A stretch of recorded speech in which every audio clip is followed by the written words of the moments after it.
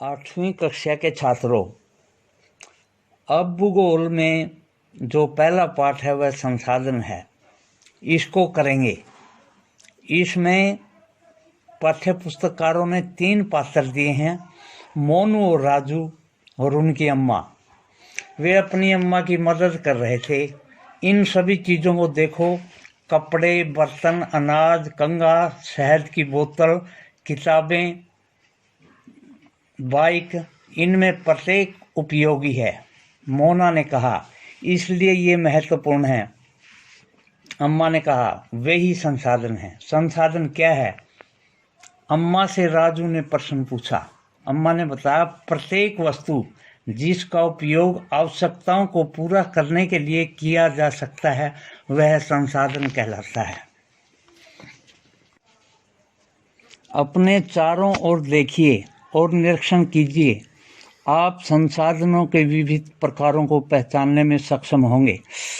आप प्यास लगने पर जो जल पीते हैं, आप अपने घर में जिस विद्युत का प्रयोग करते हैं, स्कूल से घर पहुंचने के लिए उपयोग किया गया रिक्शा, पाठ्यपुस्तक जिसका उपयोग आप अध्ययन के लिए करते हैं, ये सभी संसाधन हैं। आपके पिता ने अपने घर के लिए नाश्ता तैयार किया है। उन्होंने जिन ताज़ी सब्जियों का उपयोग किया है वे भी एक संसाधन हैं। जल, विद्युत, रिक्शा, सब्जियां, पाठ्यपुस्तक सभी एक हैं। उनमें से सभी वस्तुओं का उपयोग आपके द्वारा किया गया है, इसलिए वे उपयोगी हैं। एक वस्तु अथवा पदार्थ की उपयोगिता उसे एक संसाधन बनाती है। राजू अब जानना चाहता है कि कोई भी वस्तु संसाधन कैसे बनती है। अम्मा ने बच्चों को बताया, वस्तुएं उस समय संसाधन बनती हैं जब कोई उनका मूल्य होता है। इनका प्रयोग अथवा उपयोगिता इसे बहुमूल्य प्रदान करते हैं। सभी संसाधन मूल्यवान होते हैं। मूल्य का अर्थ है महत्व। कुछ संसाधनों का अधिक मूल्य होता है जबकि कुछ संसाधनों का आर्थिक मूल्य नहीं होता। उदाहरण के लिए धातुओं का आर्थिक मूल्य होता है, लेकिन एक मनोरम भूदृश्य का आर्थिक मूल्य नहीं होता। परंतु ये दोनों संसाधन महत्वपूर्ण हैं और मनुष्य की आवश्यकताओं को पूरा करते हैं।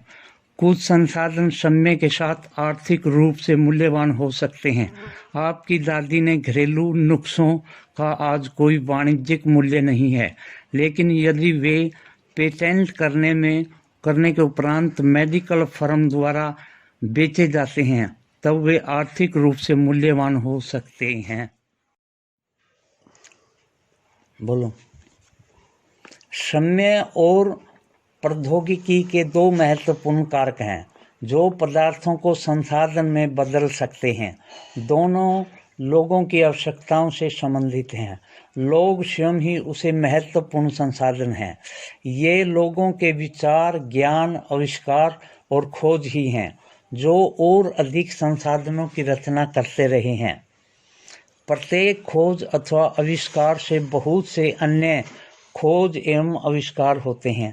आग की खोज ने खाना पकाने की पद्धति एवं अन्य प्रक्रियाओं का प्रचलन हुआ, जबकि पहिए के आविष्कार ने परिवर्तन की नवीनतम विधियों का विकास हुआ। जल विद्युत बनाने की प्रौद्योगिकी ने तेजी से बहते हुए जल से ऊर्जा उत्पन्न करके उसे एक महत्वपूर्ण संसाधन बना दिया है।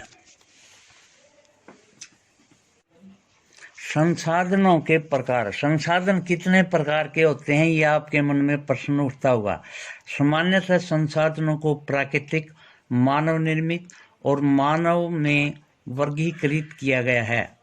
प्राकृतिक संसाधन। जो संसाधन प्राकृतिक से प्राप्त होते हैं और अधिक संशोधन के बिना उपयोग में लाए जाते हैं वे प्राकृतिक संसाधन कहलाते हैं।